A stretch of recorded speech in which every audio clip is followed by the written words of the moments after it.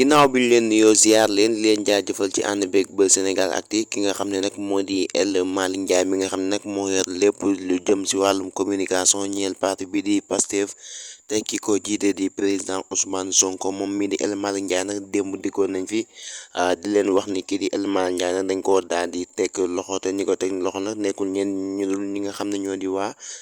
section de recherche moom mi di El Malick Ndiaye jamono ji ñu àdd ñuy teewlu nag ki nga xam ne moo di El Malick Ndiaye nag ay mbiram dafa daal di gën di doy waar nag ndax dañ koo daal di mujjee daal di defeere